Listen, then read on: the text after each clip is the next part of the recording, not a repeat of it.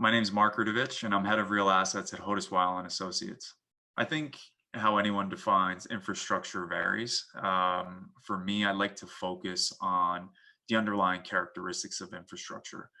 I like to think of monopolistic characteristics, high barriers to entry, inflation protection, long-dated contracted cash flows, regulation, long service life. Those are some of the key considerations for me when I think about infrastructure.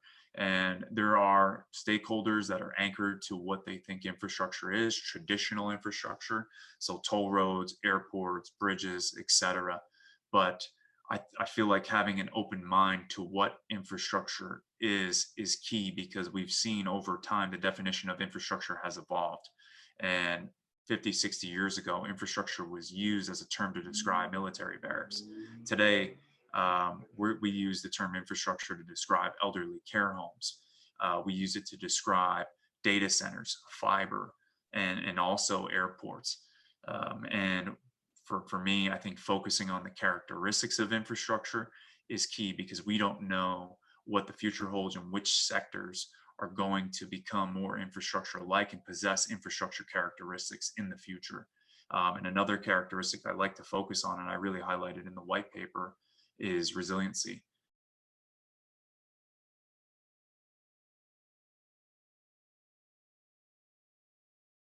Resiliency is really not a characteristic you see in the public domain as it relates to infrastructure. And I think it's equally important to kind of high barriers to entry, inflation protection, because your infrastructure is only as good as its availability. And we saw recent events like the cold snap that plagued the Texas ERCOT market earlier this year. That was a complete system failure and impacted a whole host of assets across sectors. So you think about power generation, various forms of power generation in the region, transmission, etc. And then I think to things like Colonial Pipeline as another example of why resiliency is super important in the asset class. And I think with the increasing the increasing digitization of infrastructure as an asset class, the connection points for cyber attacks has only become greater. So to me, it's an important focus for me and the managers that I'm looking at, that they do have that buttoned up, and resiliency is a key consideration of theirs.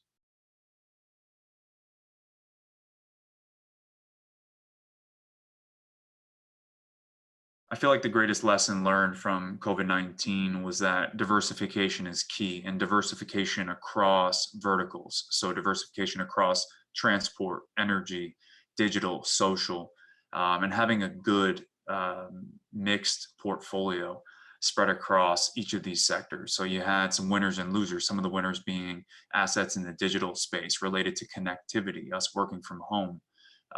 Those proved to be winners throughout COVID. And then you think back to some of the losers throughout COVID, and those sat mainly in the transport vertical. So I think to airports, toll roads, areas that were really demand and volume driven. So for me, the number one takeaway is that diversification was key during that time. And I think investors that had a diversified portfolio experienced a great proof of concept with their infrastructure allocations and how those portfolios performed through that time.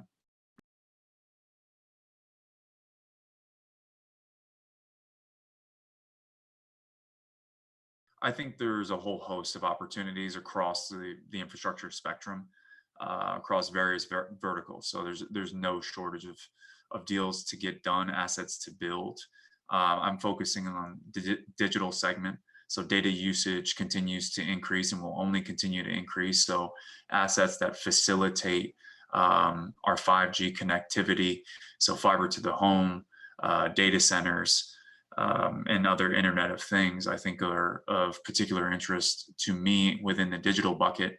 And I think about the energy transition bucket, assets related to grid stability, as we've seen in Texas ERCOT, and we've seen in the UK in 2019.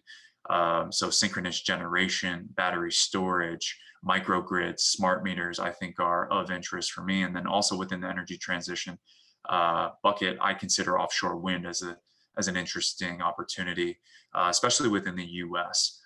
You see the Biden administration provide some good tailwinds for the sector with the permitting of Vineyard Wind, and there's believed to be a roughly 30 gigawatts of opportunity behind that. And for context, there's roughly 25 to 30 gigawatts of installed offshore wind capacity in Europe, which is considered to be the most mature offshore wind market in the world. So I really like the tailwinds for offshore wind. It doesn't come without its hurdles and risks.